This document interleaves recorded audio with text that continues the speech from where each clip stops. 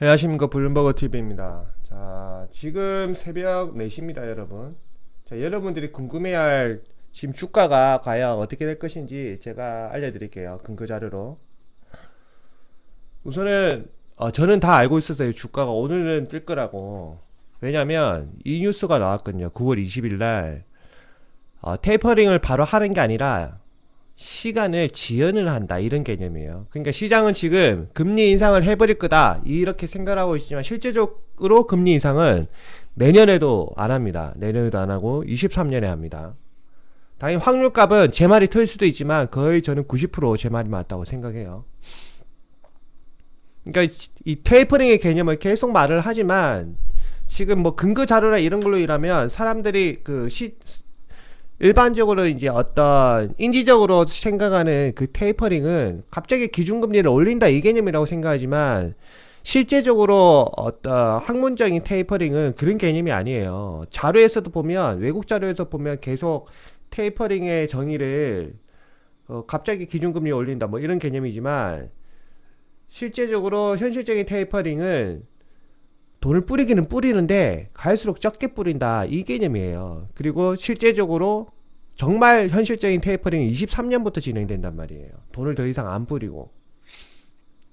그런 부분이에요. 제가 말하는 대로 지금 다 흘러가고 있잖아요. 그 부분이에요. 그거.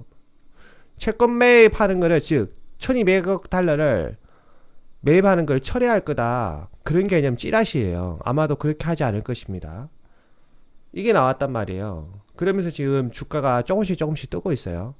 그리고 제가 그 에버그란드 사태도 다 말씀드렸잖아요. 중국에서 자금이 들어간다.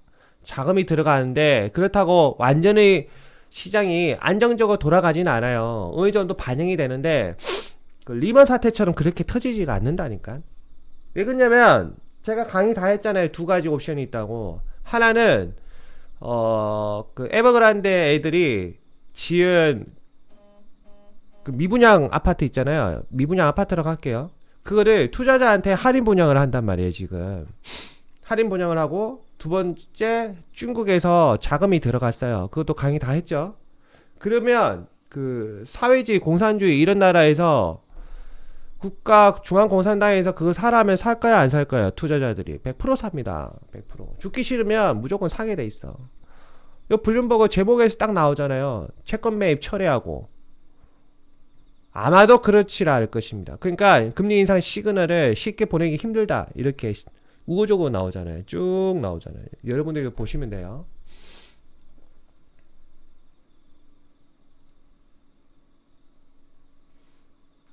자, 그 다음에 이거 보여드릴 걸 뭐냐면, 지금 민주당에서는 어떻게 해서든 최대한 부채 그 변제에 관련 부분에 있어서 연장을 하자, 유예를 하자, 이 부분이 핵심이에요. 상원은 부채 유예 한도를 안에 이렇게 하는 거고, 민주당 쪽에서는 부채 유예를 하자, 이런 개념이에요. 그 한도를 유예를 하자, 이런 개념이에요. 그러니까 그러면 더 이상 부채를 늘리기 힘들면 이때까지 우리가 계획한 부분만 부채를 연장을 하자, 이 개념이에요. 그리고 그 시간도 한 1년, 2년 더 늘리자, 그 개념이 지금 나왔어요. 이게 오늘이 아니라 어제 나온 거예요. 어제. 그 조금 전 뉴스는 이틀 전에 나온 거고, 이건 어제 나온 뉴스예요. 여기 보면 부채 한도는 2022년 12월까지 유예된다. 그리고 중간 선거를 통과하게 될 것이다. 왜 유예를 할까요? 내년 12월에 중간 선거가 있거든. 이 중간 선거가 뭐냐면 하원 선거가 있단 말이에요. 그래서 지금 집권여당, 미국의 집권여당에서는, 집권여당 민주당에서는 무조건 어떻게 해서든 이 부채 부분을 내년 12월까지 연장을 해야 돼요. 유예를 해야 돼요. 안 그러면 선거 실패하니까. 모든 건 정치적인 것과 연관되어서 생각을 하시면 돼요. 갑자기 다 틀어버려. 그렇게 상대 야권에서 정치적으로 대응을 못하니까. 맞죠? 갑자기 틀어버린단 말이에요. 그게 선거고, 그런 선거 정치적인 것들이 여러분 사회생활에 영향을 미칩니다.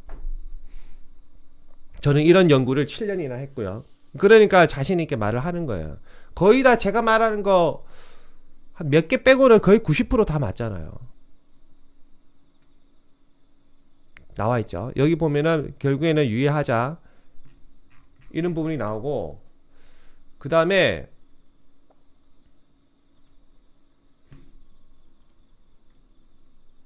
자 지금 그러면 앞으로 이 부채 유예 법안 관련 어떤 식으로 진행될 거냐 제가 알려드릴게요.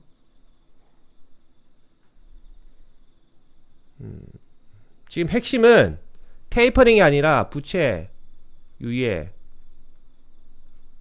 법안입니다. 부채 유예 임시 법안이라고도 해요. 지금 핵심은 FOMC가 아니에요. 이제는 FOMC에서는 뭐라고 나온다? 당장 테이퍼링은 안 한다 이런 개념으로 또 시장 안정화 정책이 나오게 돼 있어. 조금 전에 그것도 봤잖아요. 자, 핵심은 이거예요. 부채 유예 법안. 그래서 야권 공화당에서는 민주당이 이거를 시행하는 거에 대해서 반대를 해. 그러면 미국 민주당에서는 집권 여당인 여권에서는 이거를 반대하는 거에 대해서 어떻게 대응할 거냐? 이 시나리오가 중요하죠. 그 첫 번째가 뭐냐면 그 부채 한도를 그러니까 부채 한도를 그 임시 법안에 붙이지 않고, 그러니까 이 항목이 사라지고 뭘 할 거냐면 그 지출 권한, 부채를 더 늘리는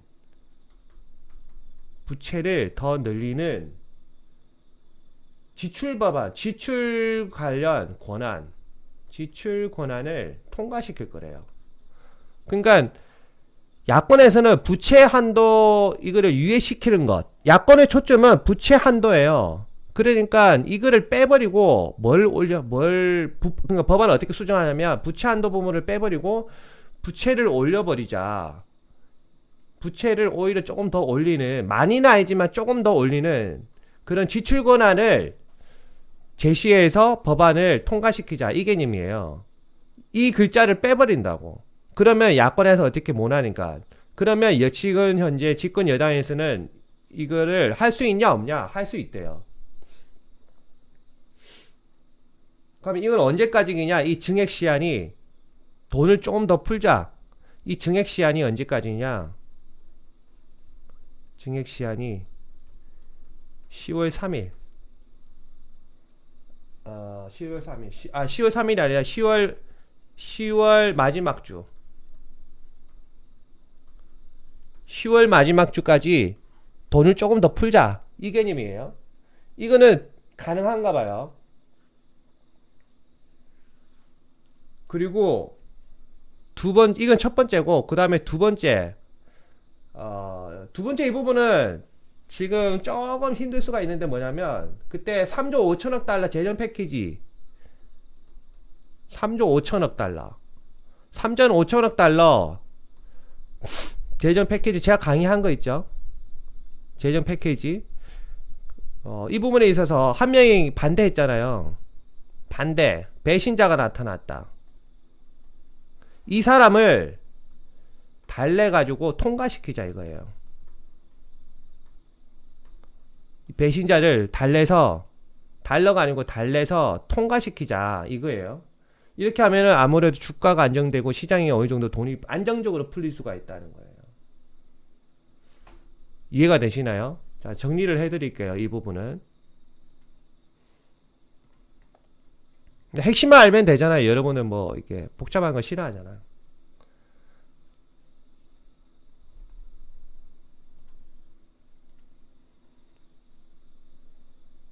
자, 핵심. 그러니까 주가 올라요, 내려요? 돈이 풀려요, 안 풀려요? 이거예요. 자, 첫 번째. FOMC에서는 돈을 급격하게 테이퍼링을 안 한다. 테이퍼링은 안 한다. 이 시그널이 나옵니다.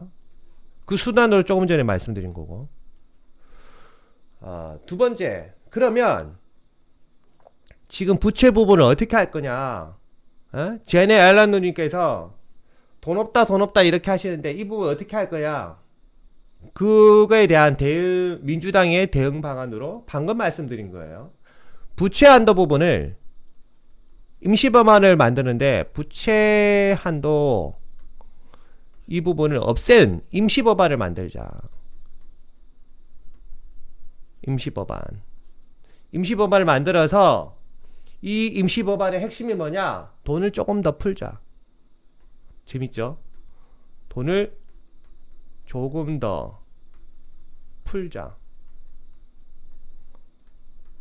돈을 풀자. 이거는 자체적으로 통과가 가능한가 봐요. 이걸 언제까지 푸냐? 10월 마지막 주. 핵심은 이거예요. 아주 쉽게 내가 말씀드리는 거예요, 항상.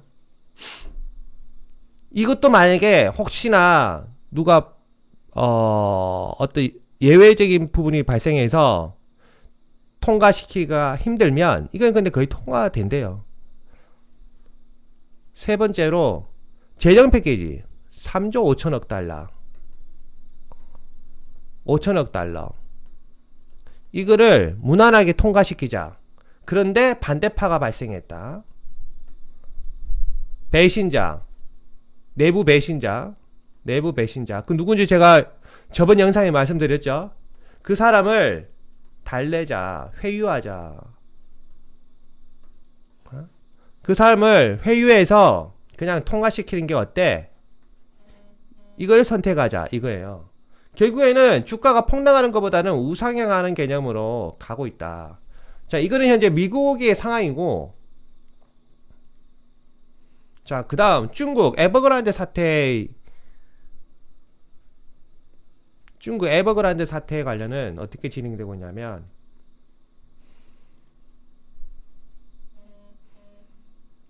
자, 중국 에버그란데 사태 어떻게 되고 있냐. 다 강의한 거예요. 첫째, 미분양 주택 매입해라. 누가? 투자자가. 이거고, 두 번째, PBOC가 뭐냐면 중국 인민은행이에요. 우리나라 한국은행 있듯이 중국 인민은행을 PBOC라고 해. PBOC가 돈을 뿌리기 시작했다. 에버에. 당연히 100% 진화는 불가능합니다. 100% 진화는 불가능해. 하지만 어느 정도는 충격파를 PBOC에서 흡수를 해요. PBOC에서. 자, 그렇게 되면 자, 우리가 생각을 해볼까요? 중국의 정책의 핵심이 모두가 잘 살자. 그래서 막 텐센트에도 그 투자금을 일반 민간인 상대 공적 기금이라고 해야 돼. 그런 부분 엄청난 투자금을 지금 내놓을 거라고 말을 했잖아요. 이게 현실이 돼요. 우선은 에버그란데 사태는 결국에는 이네들은 회생이 불가능해집니다. 결국에는. 그런데 시장이 받을 수 있는 충격을 누가 흡수를 하냐면 PBOC가 충격을 흡수한다니까. PBOC와 투자자가 그 충격을 흡수하게 되는 거예요. 흡수하고 그러면 이네들 그 남는 물량들 많을 거 아니에요. 이 미분양 물량들을. 그리고 이 회사를 누가 최종적으로 소유권을 가져가게 될 것이냐? 중국 공산당이에요. 중국 공산당이 결국에는 에버그란데 사태를 흡수한다니까요. 흡수하면서 이 에버그란데가 쉽게 말하면 국가께 되는 거지. 국가 것. 그러면 이 국가는 이거를 저렴하게 분양이 가능한 거죠. 누구한테? 인민들한테. 맞죠? 저는 중국은 이 그림이 나올 거라고 생각해요. 우선은 지금 흐름은 다 이렇게 흘러가고 있어요. 그래서 갑자기 뉴스에 뭐라고 뜰 거냐면 에버그란데 사태 뉴스에 갑자기 뭐라고 뜰 거냐면 에버그란데 사태가 과거 리먼 사태로 재현되기는 힘들다.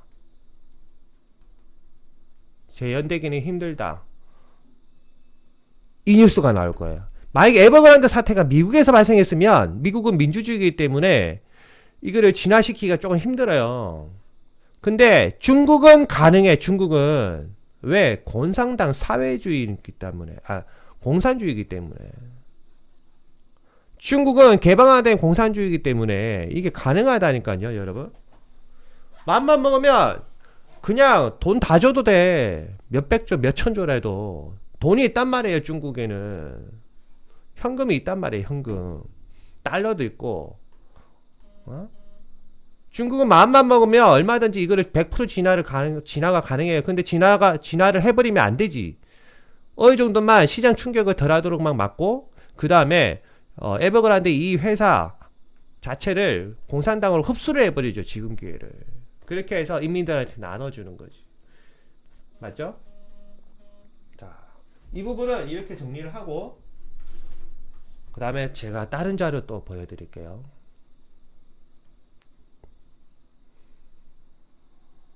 제가 새벽에 뭐 하냐면, 한 3시쯤에 일어나서, 저기 표선면에 제가 한 번씩 영상 올리죠? 거기 수영을 하러 갑니다, 수영을.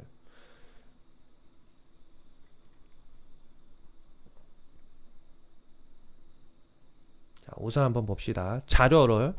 자, 이거는 뭐냐면 여러분, 골드만삭스에서 생각하는 미국 기준금리 인상 어떻게 될 건지 예상안이에요. 최근 자료. 근데 보면은 다 강의했던 거예요. 제가 2월 달부터 강의 다 했던 거예요. 우선 최근 자료로 다시 재검증이 들어가는 거예요.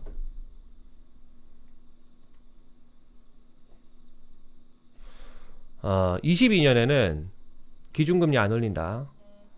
100%. 아, 21년에는 기준금리 100% 안 올린다. 22년에는 기준금리 이거 힘든데 하지만은 기준금리 안 올린다. 여기 보면 다수표가 점도표예요. 점도표. 과반수 이상이 뭐죠? 안 올린다. 되어 있죠. 23년에는 다르다. 23년에는 한 2번 정도 올린다. 2번. 2번. 그리고 24년에는 3번 올린다. 3번. 이 분포도가 짝짝짝 나눠져 있잖아요. 이쪽에 다 있잖아. 이렇게. 맞죠? 그러면 부동산을 언제부터 난리가 나죠? 22년에는 보합이다. 22년. 22년에는 평균값으로 따지는 거기 때문에 보합이다. 보합. 하지만 어떤 지역은 내려가고 어떤 지역은 올라간다. 이렇게 생각하시면 되고 23년부터 난리가 나는 거예요. 제가 2월 달부터 계속 강의했잖아요. 태양 흑점. 태양 흑점 이론. 요거 그대로 들어가죠. 그대로. 그대로 들어가고요. 그대로 들어가고 있죠. 자, 그 다음 자료는 자, 이 기준금리 인상하는 데 있고 그 다음에 PC값 골드만삭스에서 말하는 PC값 예상지수. 잠시만요. 이걸 같이 보여드려야 되겠구나.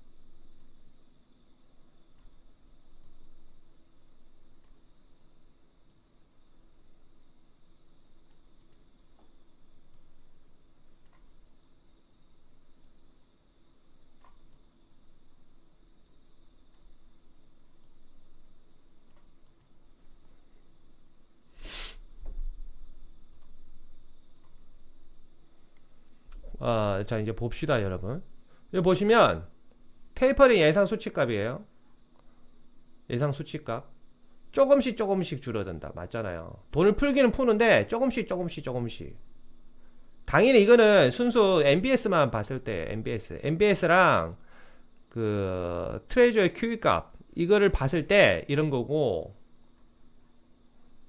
실제적으로는 여기서도 테이퍼링은 돼 있지만 이거는 이제 요 부분만 MBS 이 부분만 그런 거고, 실제적으로 MBS 이 부분은 더 이상 매입을 안 한다 이거고, 매입을 하더라도 여기 보면은 매입을 하더라도 매입하는 폭이 줄고 있는 거잖아요. 아예 매입을 안 한다가 아니라 매입하는 폭이 줄어들고 있다 이 개념인 거예요.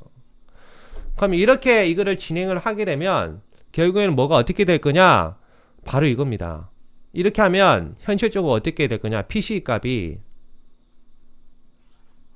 2.1에서 안정적으로 된다. 2.1에서 안정적으로 유지가 될 것이다. 언제까지? 24년까지. 이렇게 예상을 하고 있는 거예요.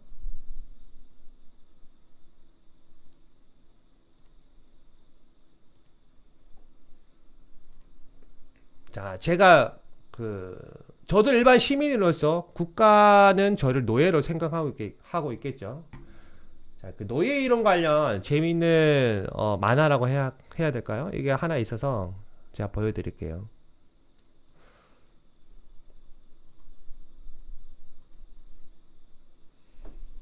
이거는 국가예요.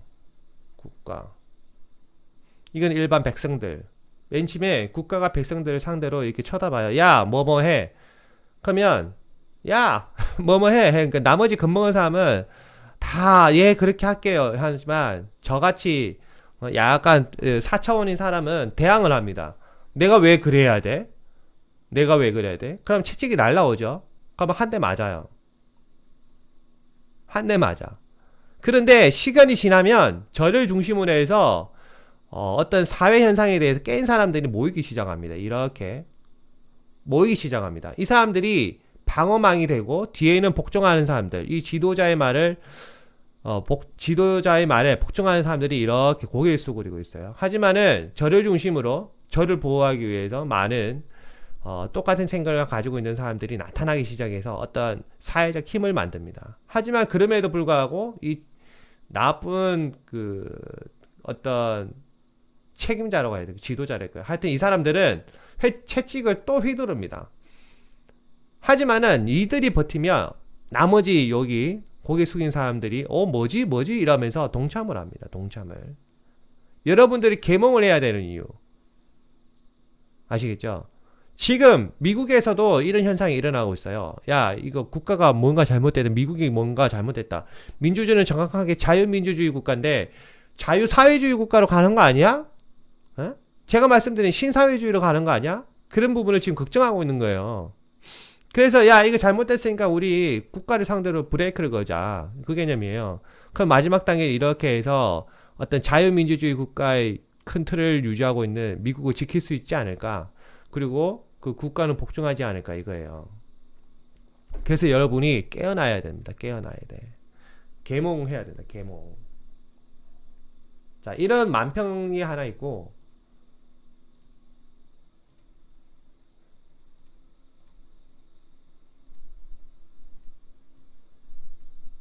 그 다음에 이거는 여러분들이 한 번씩은 보신 것 같아요. 이 만평은. 여기가 절벽이에요. 절벽.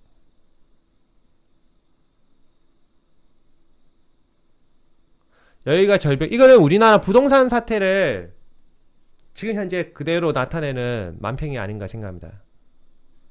이게 지금 이렇게 절벽이에요. 이렇게 제가 줄을 꺼드리면 이게 절벽이구나 여러분들 아시겠죠?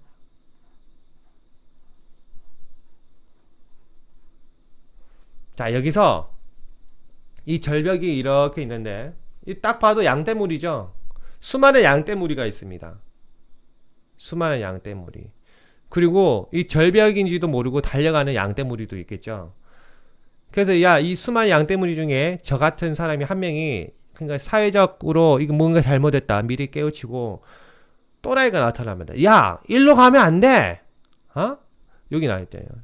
여러분들 모두 들어봐요. 이거 뭔가 잘못됐다니까 턴백. 우리 돌아가자. 집값이 더 오르면 안 돼. 돌아가자 이라니까. 샤라 미친 새끼야.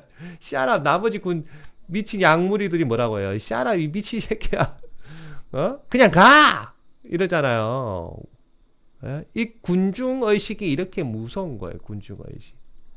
한 명의 현명한 어떤 계몽된 사람이 말하면 안 먹힌다니까. 군중의 의식들이 이렇게 중요한 거예요. 그리고 나서 제일 먼저 달려간 이 양떼무리는 야, 이거 죽음의 길이야 말을 하고 싶지만 이 죽음의 길이야 말을 해주고 싶지만 절벽이라서 절벽이 떨어져서 말을 해도 으아 소리만 나지 이네들이 듣지를 못해.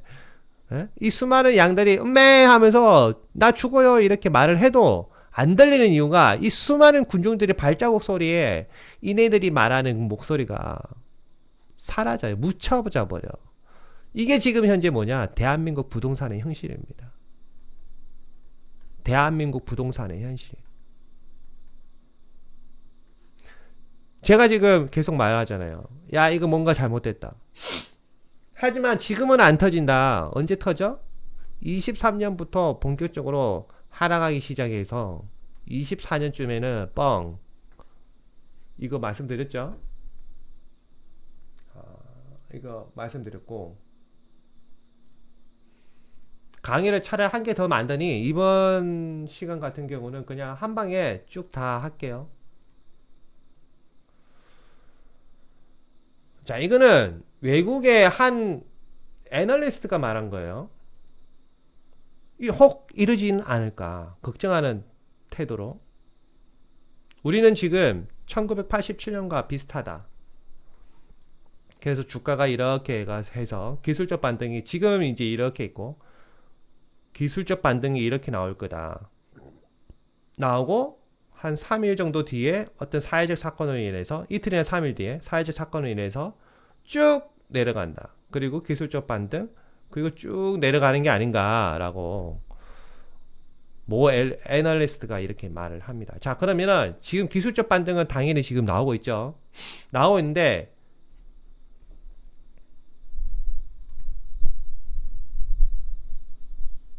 이 사태 갑자기 그 최근 저점 이하로 더 떨어지는 이 시나리오는 뭐죠?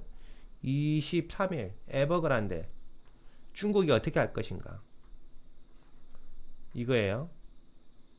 23일 날 중국이 어떻게 하느냐에 따라서 지금 1987년 이 그림을 그릴 거냐 안 그릴 거냐가 정확하게 나옵니다. 미국에서는 우선 이렇게 꼬라박지 않도록 제어를 하고 있죠. 민주당에서 그 부채 지출 임시 법안 이런 것도 나오고, 부채 유예도 하려고 하고, 그런 찌라시가 나온다는 거는 뭐죠? 그렇게 한다는 거예요. 거의 다. 23일 날 중국이 에버그란데를 어떻게 하냐에 따라서 이렇게 1987년 그림으로 쭉 꼬라박을 건지, 아니면 51선이나 SPX 500 지수가 51선이나 102선을 터치하고 우상향 할 건지는 23일날 정해져 있어요. 23일날. 그런데 23일날 우리는 찌라시를 다 알고 있죠.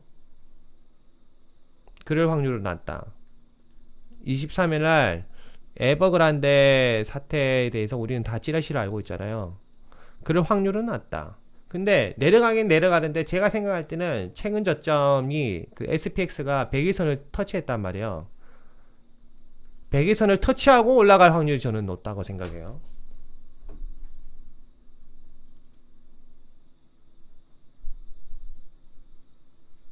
자, 그 다음에 SPX가 단기적으로 더 이상 급락하기가 힘든 이유가 또 있어요.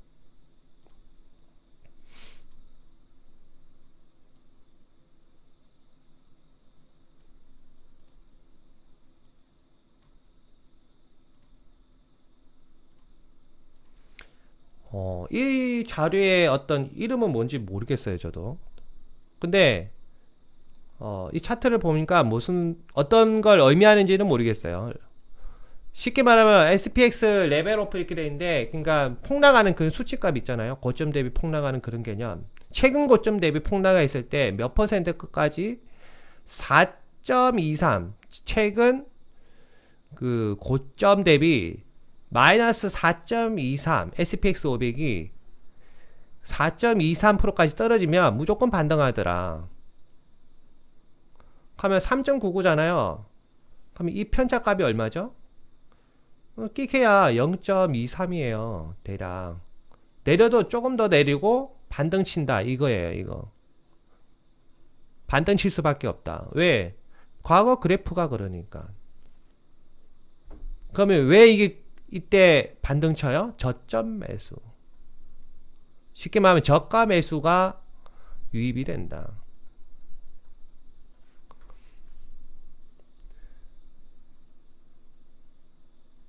이렇게 제가 오늘 강의를 끝내면 되겠습니다. 자, 구독과 좋아요, 알림 설정은 저에게 큰 힘을 줍니다. 제가 생각할 때 제 실력이 그렇게 부족하지는 않다고 생각해요. 대한민국에서 뭐 몇 프로 안에 들 거라고 생각해요. 옛날에 오픈 채방 운영할 때도 증권사에 계신 분도 제 강의를 듣고 그랬습니다. 감사합니다. 행복하십시오.